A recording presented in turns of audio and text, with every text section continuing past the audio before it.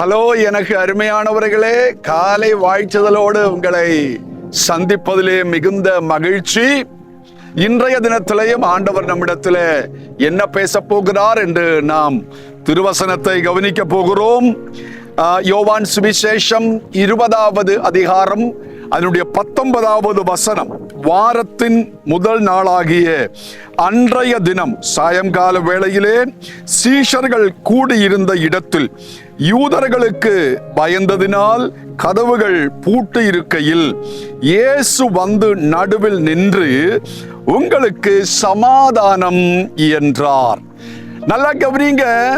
3.5 ஆண்டுகள் மிகப்பெரிய எதிர்பார்ப்போடு, மிகப்பெரிய எதிர்காலத்தை குறித்து உள்ள நம்பிக்கையோடு வாழ்ந்த சீஷர்கள் எதிர்பாராமல் தன்னுடைய குரு ஆண்டவர் இயேசு கிறிஸ்து சிலுவையிலே அறையப்பட்டபடியால் சோர்ந்து போய், வாழ்க்கையிலே உடைந்து போய், வாழ்க்கையிலே தோல்வி அடைந்து, இனிமே என்ன, நாளைக்கு எங்கள் வாழ்க்கை என்ன ஆகும் என்று சமாதானத்தை இழந்து ஒரு சிறு அறைக்குள்ளே போய் உட்கார்ந்து மூடிக்கொண்டு யூதர்களுக்கு பயந்து உட்கார்ந்திருக்கிற சீஷர்கள், அவர்கள் நடுவிலே ஆண்டவராக இயேசு கிறிஸ்து வந்து நின்று, மரணத்தை ஜெயித்து 3ஆம் நாள் உயிர்த்தெழுந்த இயேசு கிறிஸ்து வந்து நின்று அவர்களை பார்த்து சொல்லுகிறார், உங்களுக்கு சமாதானம் உண்டாகட்டும் என்று.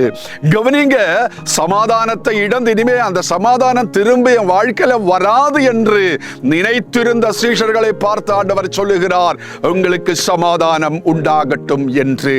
ஆமேன். நம்முடைய வாழ்க்கையில எதிர்பார்ப்புகள் இழந்திருக்கலாம். ஆமேன். தோல்வியாயிருக்கலாம். இனிமே இழந்தவைகள் திரும்ப கிடைக்காது என்று நினைக்கலாம்.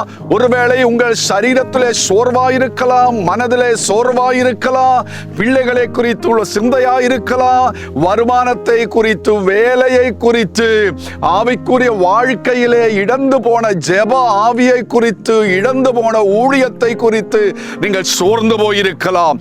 ஆண்டவர் சொல்லுகிறார், ஆமென், உங்களுக்கு சமாதானம் உண்டாகட்டும். ஜெபிப்போமா? பரலோக பிதாவே, இந்த அன்பு பிள்ளைகளுக்காக கடந்து வருகிறோம். ஆமென். சீஷர்களை பார்த்து அவர்களுக்கு சமாதானம் உண்டாகட்டும் என்று சொன்ன என் ஆண்டவர், சமாதானத்தை இழந்து தோல்வியோடு இருக்கிற இந்த பிள்ளைகளை பார்த்து சமாதானம், வெற்றி, உயர்வு, நன்மை உண்டாகட்டும் என்று ஒரு வார்த்தை சொல்லுவீராக. அப்படியே நடப்பதாக.